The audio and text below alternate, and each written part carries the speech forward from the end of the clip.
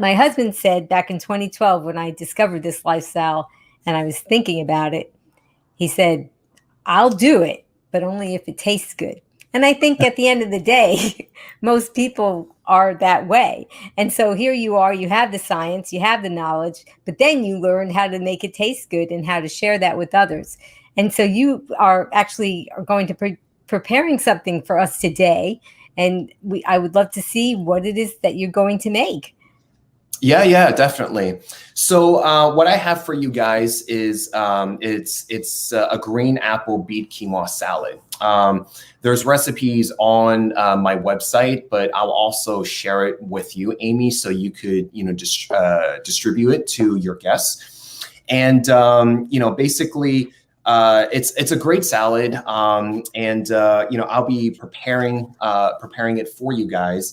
So basically, if you follow the recipe, which, you don't have, what you need to do is kind of prepare, you need to have beets with it, okay? So like actual whole beets, okay? A green apple, some arugula greens, okay? There's quinoa with it. There's actually cranberries with it. And then we're using, lemon and, dates and, stuff like that. And I also noticed that you're also SOS, which is similar to Chef AJ's.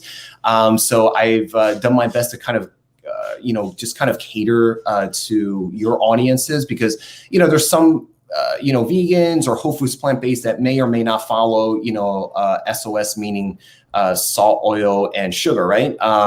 Free. So it just depends on where you are in a health journey. And for me, how I practice is, honestly, I do my best to be as simple as possible. For me, whether I'm educating a carnivore or, an extreme vegan, it's, eat more plants. We can always, afford to eat more plants, and when I do it like that, it's simple, for people. And so, 3% of all Americans actually get the daily requirement of fiber. All right. And I don't know how much you guys have been talking about fiber with previous guests, but fiber is probably the most under-talked or under-discussed nutrient, of our, era right now. We talk a lot about minerals and vitamins and, all the different components of nutrition. But honestly, fiber is really the missing component that really comes from whole foods. Fiber, comes only from plant food. It doesn't come from animals. And fiber is really tied to a lot of different things, weight loss, lowers cholesterol, lowers, blood pressure. There's so many different, effects. And so, with this salad, there's a lot of fiber with it.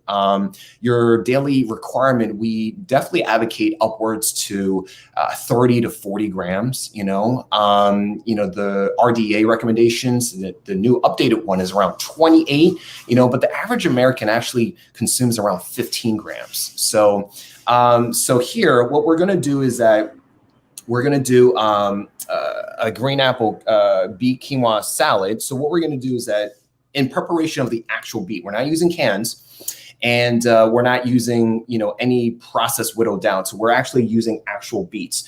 So what I did was that the recipe is, prepared before, a little bit before. So what I did was I took, the recipe calls for 6 beets, but I actually took, I prepared 3. Okay. Let me try to turn on my light here, see if it works. All right, it works. All right. So the recipe calls for 6 beets. They're organic. They're around medium size. Okay. And then what I did was I took a stock pot. So the recipe calls for a 6-quart stock pot, right? And what you do is that to prepare for it, because there's going to be an actual, peel, around it. So what happens is that you take a stock pot, 6 quarts, and you fill it with water, probably around like 2/3 of it, and then you bring it up to boil, right? After you bring up the boil, you drop in the beets, okay? Today I'm just using, just 3, but the recipe calls for 6, okay? And I'm just doing that for, I don't want to produce a lot of food right now. And so, so basically, after you have the stock pot, you bring it up to boil. Okay, you drop the beets in. You put the timer on for 50 minutes, right? You bring the timer on for 50 minutes. What you're doing is that you're essentially boiling the beets. Okay, and then after you boil the beets, you have a separate pot. Okay, and then you fill it with water, cold water. You put some ice into it, so you essentially create an ice bath. Okay. And after the 50 minutes, what you can do is that you can take some tongs, okay, and you take a fork and you basically, just, stab it into it. Okay. And if it easily goes through, okay, that means it's ready. Okay. So for me, I've calculated around like 50 minutes that it was done. So after that, you basically plunge it into the ice bath. Okay. So again, I've already prepped this already, just for the essence of time.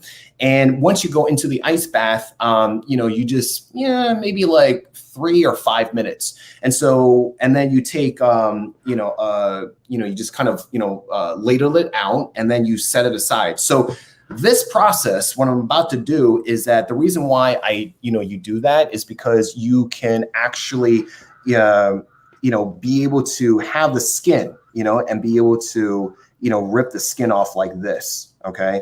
And I'm using, wow. I'm using gloves because it's very red. And also I'm wearing my black chef jacket because, it's, so you see, it's gorgeous. I don't know if you can see it. That's wonderful. So many people struggle with the peeling of a beet, and that is a wonderful, wonderful hack. Yeah, basically. And that way you don't have to look for like in the cans and, worry about aluminum and, all this other stuff. And so basically just take off the peels. It should, when it's done, when you can easily just take it off, right? So you just take it off like this, and then we will get rid of the peel. And then also to note, as you are, so I'll set this aside here because I'm about to cut it up. So the green, so basically, it's going to look like a horror movie show in like 2 seconds. Especially with that knife. Especially with that knife, yeah. So, I'll talk about that knife in 2 seconds. I should just wear my Jason mask or something like that. Or Freddy Krueger. I don't know what your age demographics of your audience is, but I grew up with Freddy Krueger. I grew up with Jason, so...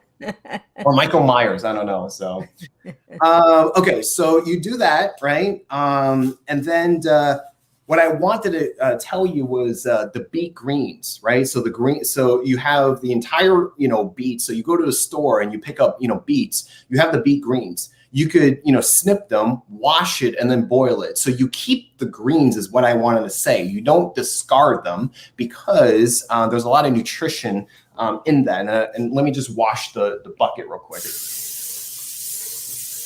Yep, I have a green smoothie every morning, and whenever we can find the beets with the leaves attached to them, we buy them, and sometimes they get thrown in with the smoothie, actually. Yeah. And what you can do is that you can actually take the beet greens and then actually cook with it. So you could, mix it up with some other greens and, stir fry them, parboil them, saute them, do whatever you want with them. Typically what I do is that I'll usually make a chili with it. So I have another recipe on the website where you take the greens and actually put it into a slow cooker and make a chili with that. So, okay. So basically, so what I'm going to do, I'm actually not going to use that knife. I don't want to scare people away on your show. You have is that a stand that you just put the knife on? I'm sorry? Is that a knife stand of some sort? I didn't get to see what it's a knife block. A knife block. Okay. Yeah, it's just a knife block. Yeah. It's just a regular knife block that, you just, put, some people like to have the metallic strip and then just put the knife in the metallic strip. I just have a knife block. So. Oh, that's very clever. Yeah. So basically, once you have that done, okay, and I'll explain these guys in a sec. So basically what you want to do is that after you have boiled them, cooked them, peeled them, what you basically do is, you just, take off the tops. Okay. You can take off the heads and tops. Okay. Again, it's going to be a little bit bloody. So And what's great about beets is, I mean, look at this. I don't know if you Ah, can the see it, right? color. Yes. Yeah. It's interesting because like when you go into the produce aisle, they have these beets. So a tip for supermarkets is that, when you go to the produce aisle, you can find beets like this in the produce aisle where it's already prepared. But the problem is that if you don't prepare them yourself, you're literally just paying for the packaging and the labor associated with it. So it just depends on what kind of cook you want to be in the kitchen. You know what I'm saying? So. Mm-hmm. Right. When you prepare your own food, then you know what's in it, and you know that it's fresh. Yeah, And exactly. And I teach this concept to people where, you're basically outsourcing food. So if you think about it, pandemic is a very good example. A lot of people either got better at cooking or that they got better at outsourcing, right? Because outsourcing in terms of delivery, pickup, there's like an app for like every food delivery now. It's just super easy, right? It's super convenient. And so how can you not, right? But what I tell people, what I teach my patients and other people alike is that when you're outsourcing food preparation, at the end of the day, they are not looking out for your health. They are simply just there to create a business, you know what I'm saying? And to focus on their bottom line. So what are they going to do? If they're focusing on their bottom line, then basically, they're going to be using very cheap ingredients, to prepare your food, right? And that's going to be problematic over time because, when you ingest very low quality ingredients, then what ends up happening is that it's going to affect your health over time. So, whether you're not doing whole foods, plant-based, or, honestly, the first step is really just getting it back into your kitchen and preparing your own food because you know what's going in. You're just literally, cooking and at this point, having cooking skills is, if you think about it, it's a life skill. I wish they had, I don't know, when you went to school back, in the past, Amy, is like, whether did you had a home economics class? I'm from the East Coast, Dr. Zhu.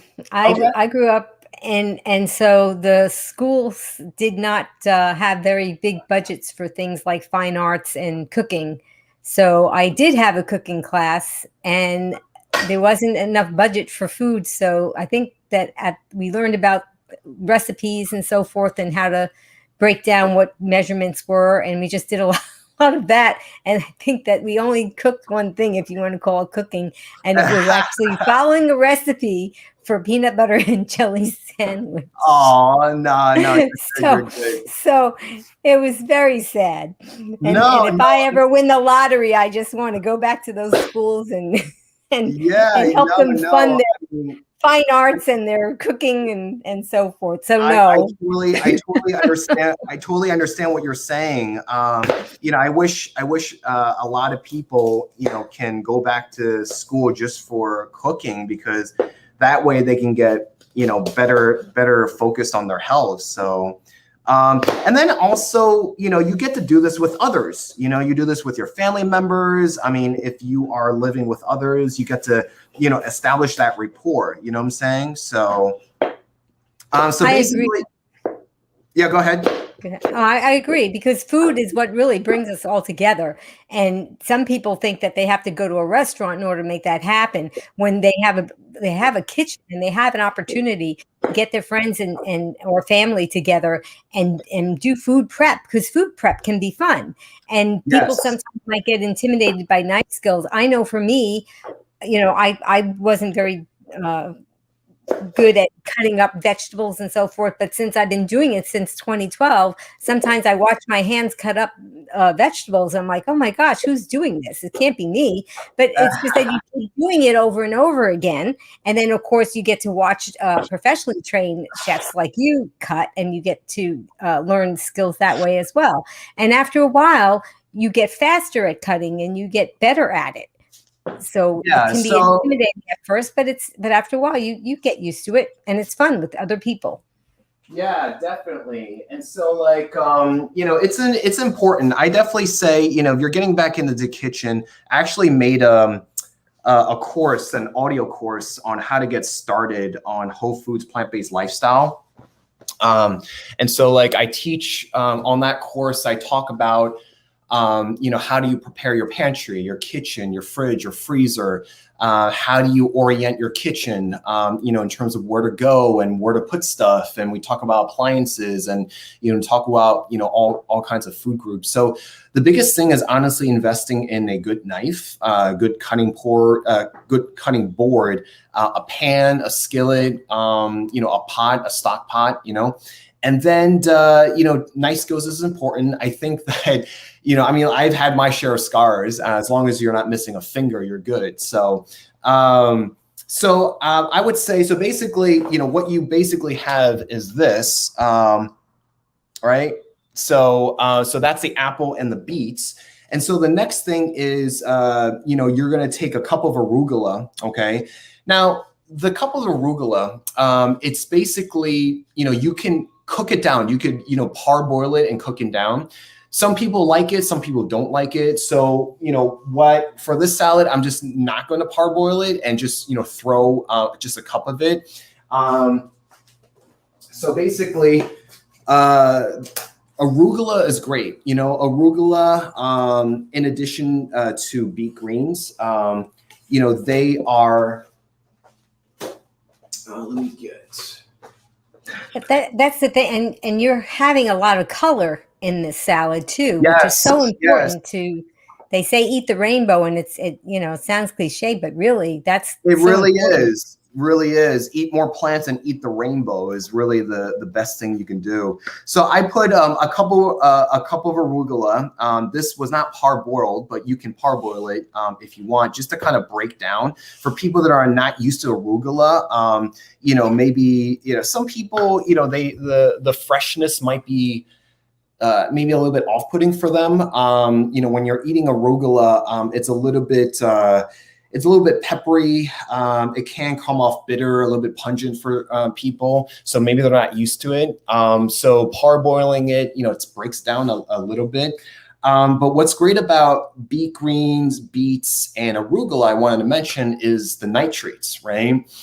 In addition to a whole host of stuff, but the nitrates is, fabulous in terms of, having, so many great things happening in your body. So once you ingest nitrates that come from, dark leafy greens like arugula and beet greens and beets, is that it converts to nitric oxide, right? Nitric oxide basically, it helps to basically what we call vasodilate our blood vessels. And what that basically means is that it's opening up the pathway for blood and oxygen to come through. So it's kind of like taking a highway and having a 2-lane highway and making it 6 lanes. You know what I'm saying? So that's the best way that I could describe it. And a lot of research shows that, when you're consuming, beetroot juice or even just the beets itself,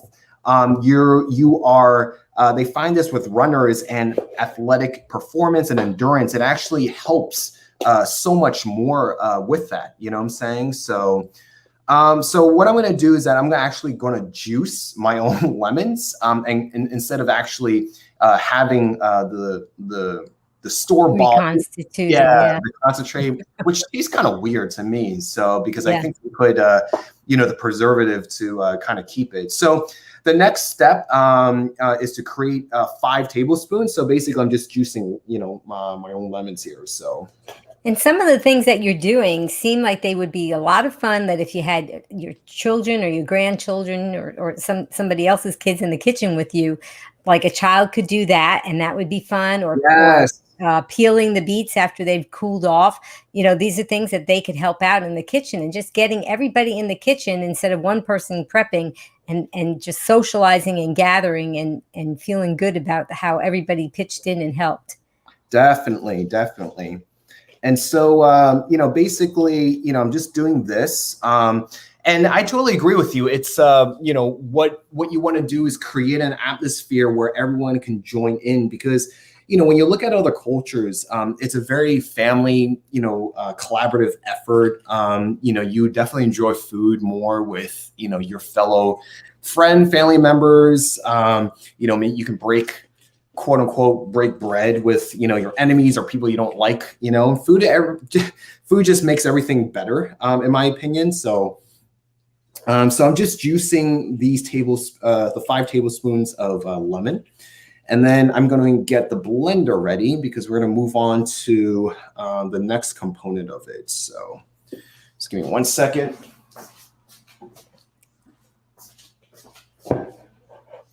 Yeah, having a high-speed blender is another important part of the lifestyle if you can. I know that we didn't at first buy a high-speed blender. We had a blender that was just a lower model, because we really weren't ready to commit. Right. It's definitely an So investment to get a high-speed blender. You know, whether it's a Vitamix or Ninja, you know, I have no affiliation with them, because it just makes your life so much easier. You know, Chef AJ loves her Instapot, which I think is a great, you know, invention, a food processor for making like sauces and pestos and things like that. One of my favorites is a slow cooker, because a slow cooker, you know, everything is still inside, right? And it just slow cooks over time. And you can make, you know, it's a great appliance for batch cooking. So, you know, you have a bunch of kids, or you live a, you know, hectic lifestyle, and you just throw a whole bunch of ingredients in there. You just, you know, make up your own stuff, just throw a bunch of stuff in there, and then just, you know, watch it go, you know, experiment with a whole bunch of herbs and spices, and you'll be, you know, surprised on what you can, you know, make. You know, I'm more of a, you know, savory guy. So I like soups and stews and gumbos. And so I just try my hand on different things. So slow cooker is one of my favorites. So yeah, I like the slow cooker, because then you can prepare in the morning and leave the house, and you come back and it's like, oh, somebody just made me something to eat, you know, and you walk in the door and you can smell the great aromas, and you don't have to worry about doing anything, because it's all ready to go. And if somebody comes home later on, it can be on a keep warm mode, and they can certainly have some then. So I think a slow cooker is a great thing. And I think a lot of people may already have one of those. yeah, definitely. So basically what I'm going to do is you basically take your blender. The reason why I'm blending this is because for this portion of it, we're going to combine the lemon juice. You're going to be putting apple cider vinegar into this. And then to sweeten it, you know, I'm going to be actually using the whole dates. So that's the reason why I'm blending this. So, you know, medjool dates, you know, also Chef AJ's, you know, favorite as well. She uses it for everything. So what we're going to do is we're going to combine the juice. So basically, you know, 5 tablespoons is about 2.5, almost, you know, 3 lemons. I'm actually going to throw in the pulp in there as well. You know, why not? Yeah, when I get a lot of lemons, I like to squeeze them and put them into silicone ice cube trays. And then I always have lemon juice available if I can't get out to the store or something to get that fresh. Yeah, definitely. So basically I combined it here, and I'm going to blend it real quick. Okay. So you might hear something loud, but I'm sure our, you know, behind the scenes person will. Yes, I'm very fortunate. I have somebody in the background who I'll bring her out later so everybody can meet her, but she's going to be taking care of everything so that you guys don't have to hold your ears or mute your speakers, so that you can watch the chef and watch me and not have to worry about that. And so, yeah, the high-speed blender for us, when we did finally get one, we were just so impressed with how creamy and smooth everything came out and how quickly everything blended together. And so it was just another step that we took in the lifestyle. And of course, once we did use that high-speed blender, we said, gee, I wonder why we just didn't do this sooner. So if you're on the fence about getting one, it's going to make your life a lot easier. And it's just, for some people, texture in food can make a difference too.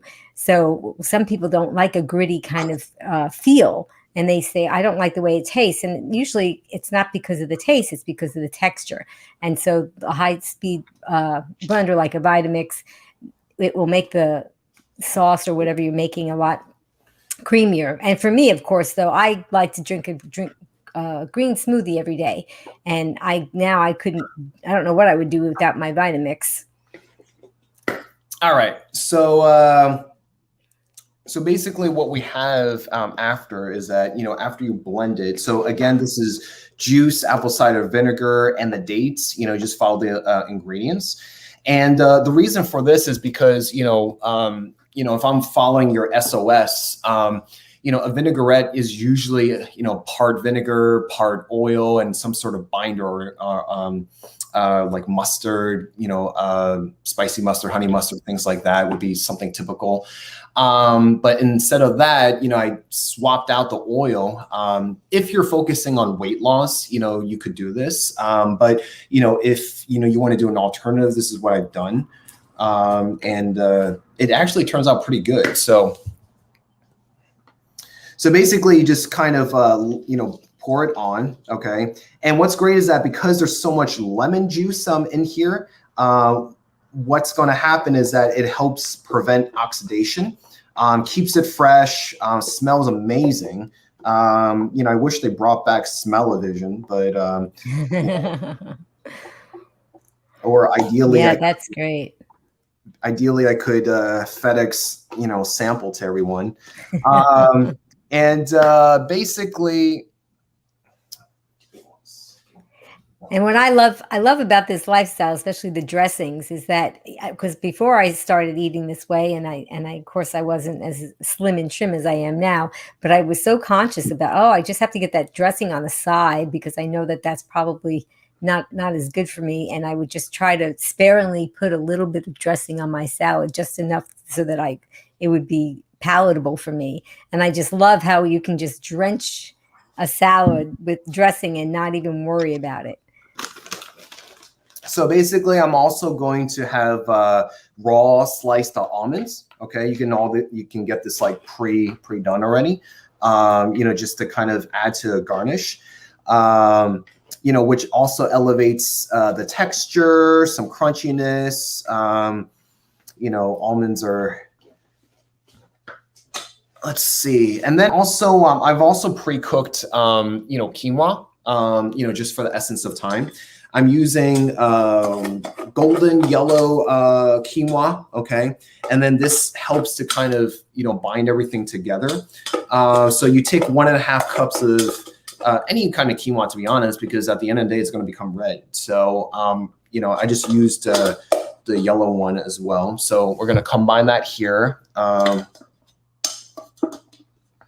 Is that a rice cooker that you prepared the quinoa? I actually cook, my quinoa in a rice cooker, because I'm Asian. So, it's very quick to do it in a rice cooker.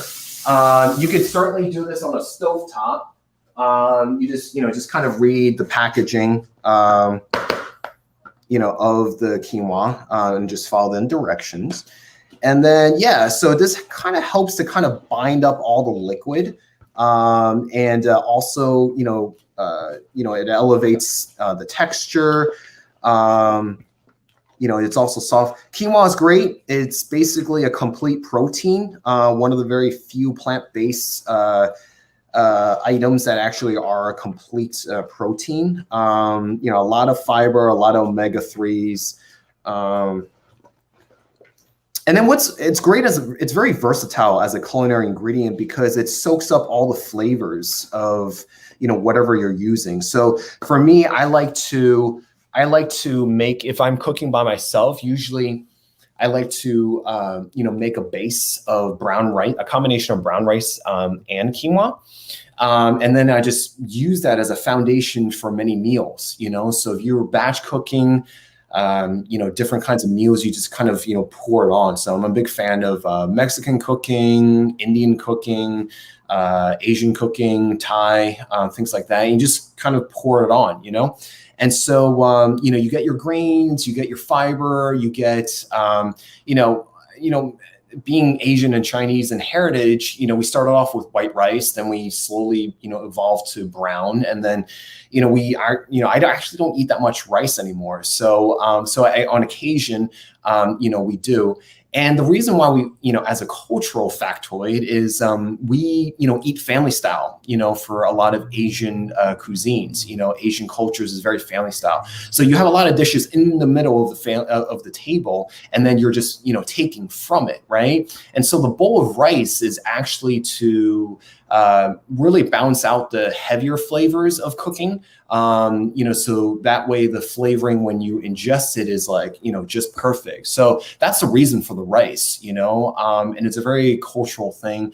I know my Filipino friends, they eat a lot of rice. So, but, at the end of the day, white rice is processed. So it's understanding, that as well. So if you want to kind of quote unquote taper off, it's like converting from white to brown, and then just play around with other kinds of grains, quinoa, people are more familiar with now. You have the brown rice, you have amaranth, you have, if you're really into Ethiopian culture or cooking, they use a grain called teff. There's millet. There's so many oats, barley, there's just so many. So it definitely is important to, play around.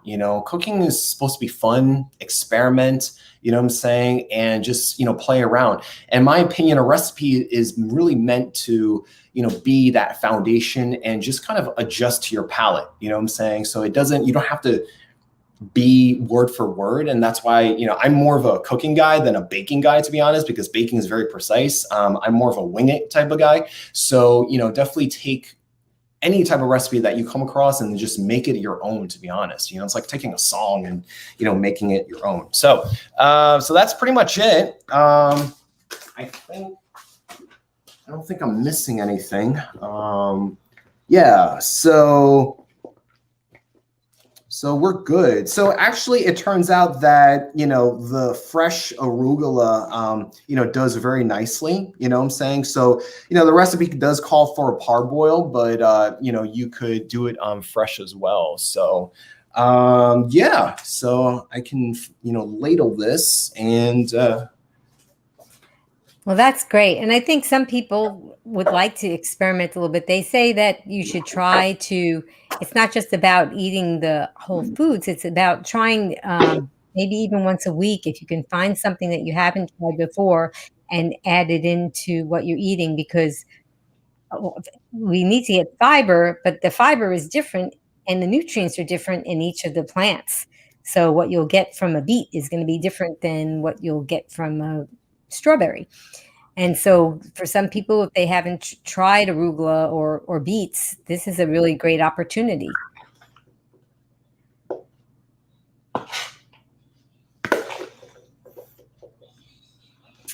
Wow, that's so beautiful. So colorful.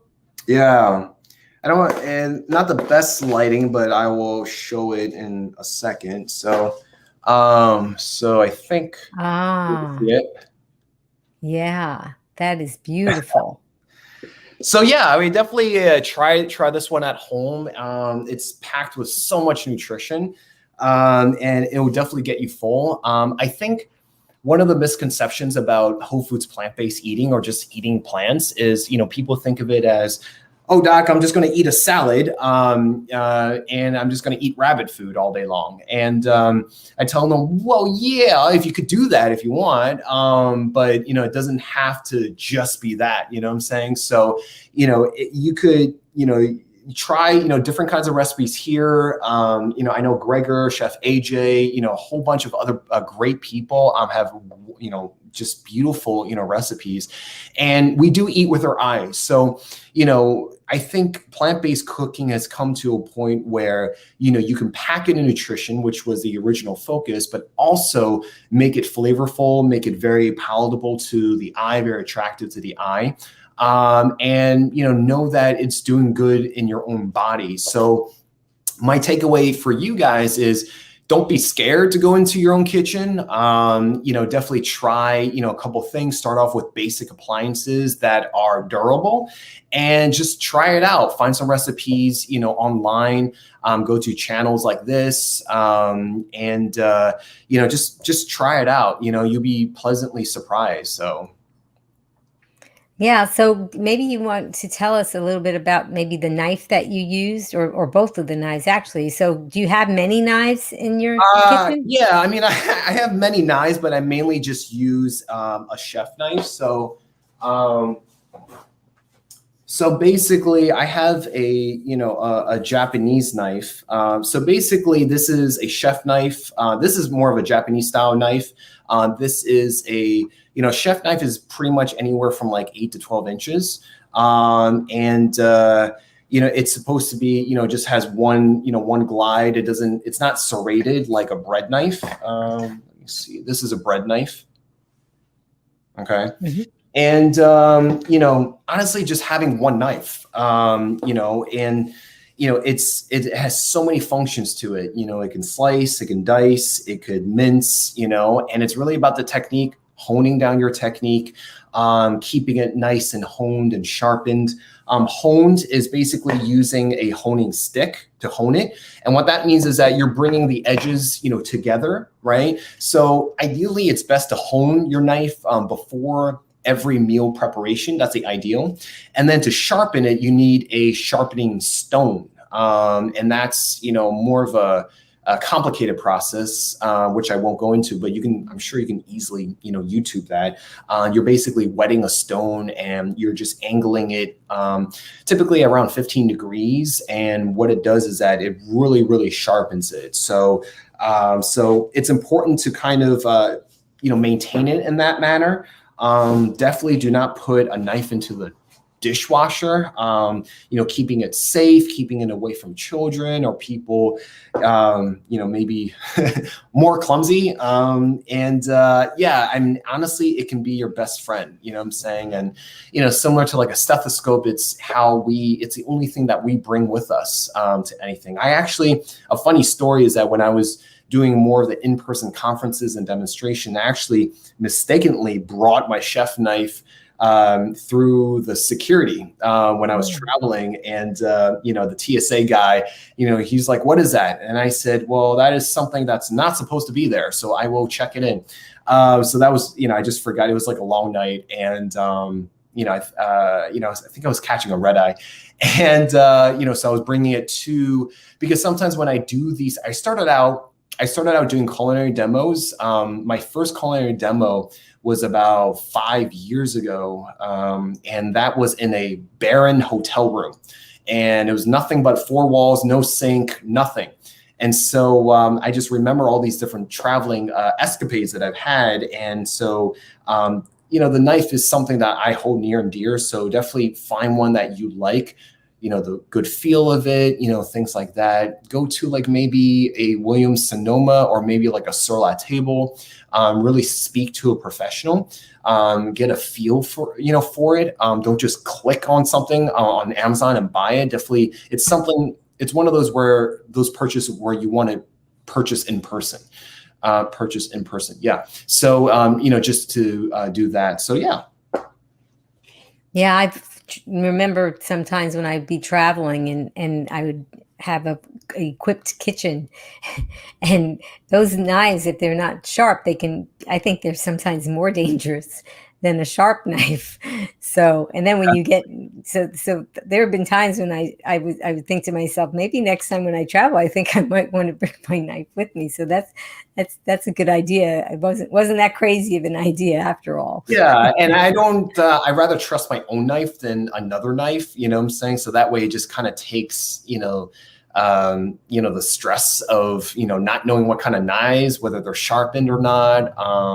So yeah. So for chefs and cooks, knives are very personal to them. So yeah. Okay, well, I think we're going to start off with some questions because we have our patient audience Brian G. EPA, DHA, what are your thoughts about supplementing?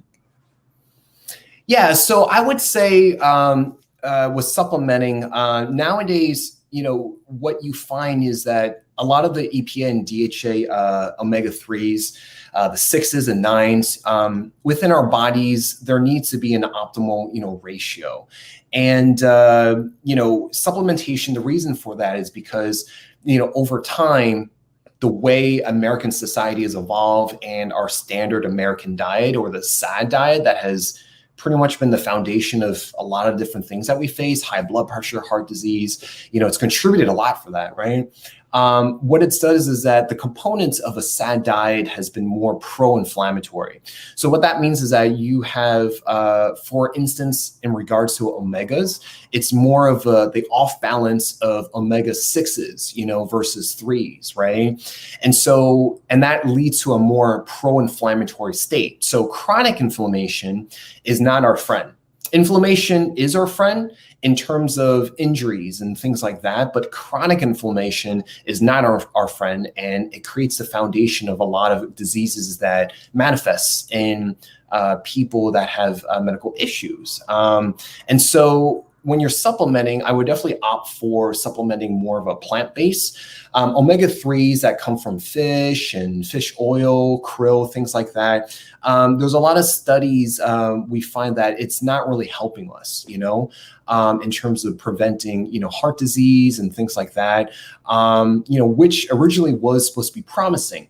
But you also have to take into consideration all the different fish and the seafood industry and overfishing, right? You have to take into account the trash that's in the water, heavy metals, PCBs, plastics, all these different things, right? So, it's stored in the fat, so the bigger fish is more problematic, right? So if you're eating fish that's bigger in size, that's more problematic. So, you're consuming whatever that fish has consumed over its lifetime. So you have to think about it that way. So to answer your question is to source it more from plant-based sources for your EPA and DHA. Okay, that's a great answer. I like that. Let's see if we have another question. Jacob B, what do you recommend for constipation? I know that I've had a lot of people talk about that I've been talking to. So yeah. So again, standard American diet does create symptoms of constipation. So constipation happens where you are not getting enough fiber in your diet. Fiber, again, like we talked about earlier in the session, is only found in plant food. And so, like I said, 3% of all Americans consume the daily amount of fiber, which we recommend 30 plus grams per day. Right? There's no downside of eating actually too much fiber.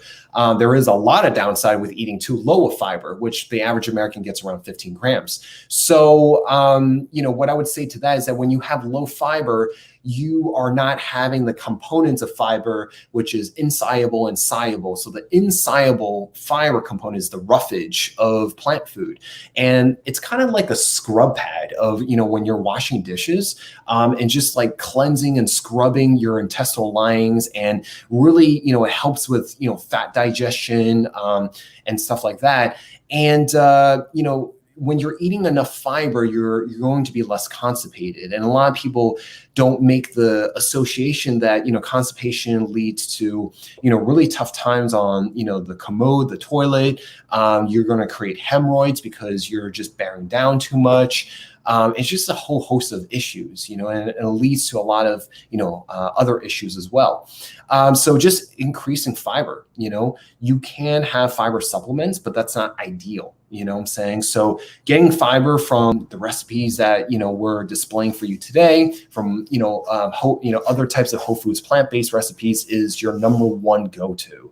And it's going to, and Amy was talking about doing a smoothie. If you cannot cook, you rather do things quick and efficient, throw things in a blender and, just make a smoothie. I make a smoothie almost every day, if not every 2 days, and it's awesome because you're just combining a whole bunch of stuff, into a 2-quart capacity or the size of your blender. And you don't have to think about it. You just, just blend it, knock it back and you're good, go about your day. So. Yeah, I think that's a great answer. And also, the smoothie gives you the liquid too, because it seems that some people may not consume enough water. And especially if I think that's for some people who are plant based, they still may be incorporating breads and crackers that are plant based. And maybe they're not just getting enough water too. So the Yeah, smoothie I is, I definitely think, is a advocate wonderful. smoothies and juicing. Is my go-to. Juicing, you're stripping out a lot of the fiber. So I definitely advocate more smoothies. So there's so much good stuff with the pulp and, when you're blending things. So definitely do not throw that out, is my opinion. So. Yeah. Okay, let's see our next question. And do you practice food combining? Is it helpful for weight loss? I guess I'm not really sure what she means by that. Food combining. I know. Well, when I heard it, I thought of people worrying about the complete protein, and then I also thought of the macrobiotic thing where they say you have to eat certain things in a certain way. So I'm not really sure what she meant. So, in terms of weight loss, if you start eating more plants, so, I'm just going to put you through a spectrum really quickly. So if you eat, let's just say you're not used to eating plant-based, right? And your focus, number one, you have to figure out what your goal is, what your health and wellness goal is. Do you want to optimize your health? Do you want to lose weight? For me, it's about optimizing your health. We're very, very obsessed with losing weight and everything that comes with weight loss. And I get it, but there's no substitute with optimizing your health, which if you do, weight loss will happen with it. You know what I'm saying? So if your focus is because you have, energy that comes with it, you have your mental state with, that happens with it. So in terms of if you eat a standard American diet or you're a carnivore and you're incorporating more plants, that's, the first spectrum, and then when you're eating more whole foods, plant-based, what you're doing is that you're consuming, more of the whole foods that contain the minerals and vitamins, the fiber, the phytonutrients. If you eat the rainbow, which would be my second step, then you have all the good components of, some components are really good with fighting macular degeneration and fighting cancer, and what you don't have to worry about that when you're eating the rainbow, right? When you're eating a lot of fiber that is comes with a whole foods plant-based, you are increasing your nutrition and you're decreasing your amount of calories, and that's a concept called calorie density and nutritional density, which I'm sure Chef AJ goes into a lot. I don't think we have time to go into that, but you are consuming, let's just say, 500 calories of whole food plant-based will take up this much of your stomach versus 500 calories of animal-based foods. And you will initiate your satiety mechanisms, your hormones within, your body. And that will, reduce, your appetite, increase satiety, and help you lose, weight, because not only do you have the good components helping you to lose weight, but you're also consuming less calories. And then when you're combining that with, a physical activity regimen, and you're, practicing good sleep, there's so many other components besides food that goes into your lifestyle. Hence, why we practice also lifestyle medicine, that, helps you to optimize your health. And also a good side effect is weight loss. So I like to teach people that, you want to aim for a positive side effect of weight loss as opposed to just focusing on weight loss, because then you're going to go into thinking about, oh, should I just do paleo or should I just do, keto and things like that, when the goal is to really, my perspective is really optimizing health and as opposed to weight loss. But I understand why people have their preferences of just wanting to lose weight. So I don't know if that answers the question, but. Yeah, but basically, I would say I think that's a great answer. But we don't really worry too much about what food we eat with other food, or not to have one food with the other or so forth. It's basically just making sure we get a large variety of the different types of foods, like the fruits and the vegetables and the legumes, and we don't have to worry that one food group has to be put with the other in order to optimize our diet. So maybe that's a general kind of answer. Yeah. But what talked about was very good. I think we have time for one more question. Let's see. Carol F. What do you usually eat in a day? That's a good question. It's a great question. I eat something different every day. When I'm on my own, I try to batch cook for the week.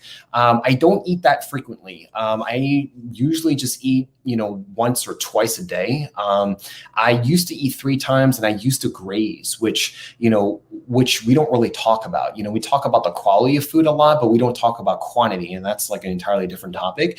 But I focus on, just basically 2 meals a day.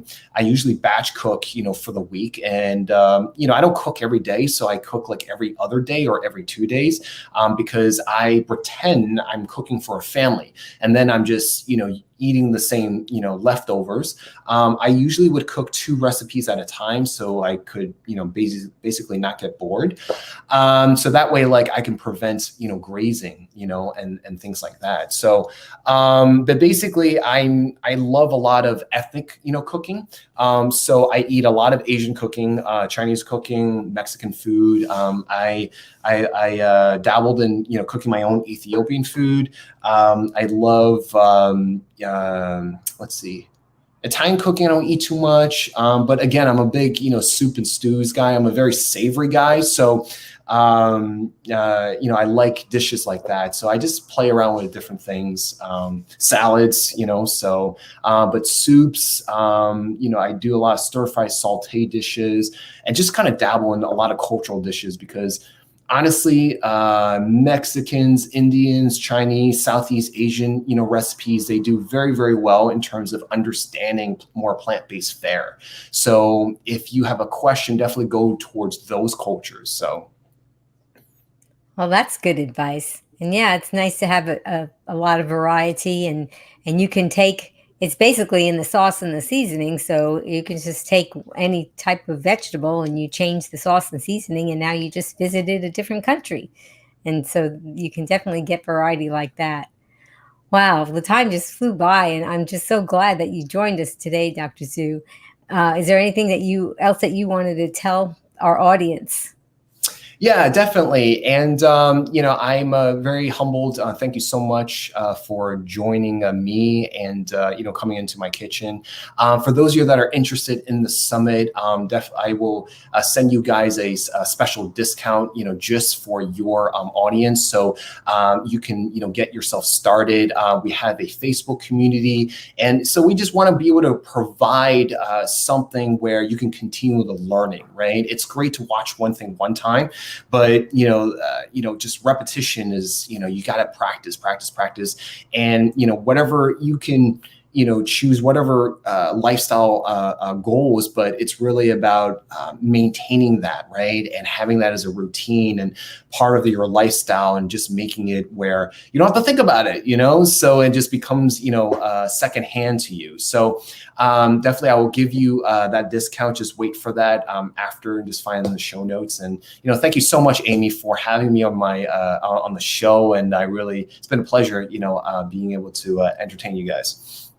Well, thank you, Dr. Zhu. I hope maybe you'll come back another time, because you have so much knowledge to share, and we sure will benefit from it. And I want all of you guys to just stay tuned, because we have a special announcement. But I spoke about her a little earlier, and we have Rebecca from PKA Solves, and she was the one that was handling our audio and video and comments and so forth. And she just hi, Rebecca, and she just made it so much easier for me to enjoy my time with Dr. Zhu. And I also wanted to thank Jess from Just Toss Voice. She did the countdown. She's also did the promos and the voiceovers and so forth. And she was very helpful too. But most of all, I want to thank you guys. I'm so glad that you came here to join us today. And I'm so glad that you found that this information was valuable. And I hope that you share it with other people, because people need to learn about this lifestyle. They need to learn about remarkable people like Dr. Zhu. And it'll only happen when you comment and like and subscribe. And another thing that you could do is you could comment with me as I sign off with Dr. Zhu. I like my tagline, which is be strong, be well, and be green. So you guys can type that in the comments and kind of make it a big family event here. So until I see you guys again, I want you to check out this promo for our next guest. Mark Huberman has adhered to a plant-based diet for all of his 70 years and credits his excellent health to the diet upon which he was raised. He is the president of the National Health Association, NHA, which is a non-profit organization that has promoted the benefits of a plant-based diet for decades. Wanda Huberman is also plant-based and is the executive director of the NHA, which provides educational materials, events, and services to thousands of people around the world. Join us for an interview and Q&A with Mark and Wanda Huberman on Friday, May 28th, 3 p.m. Eastern, noon Pacific, on Be Green with Amy, live. Well, thanks again, Dr. Zhu, and thanks everybody for joining us. And until we see you guys again, remember, be strong, be well, and be green. Bye. Bye.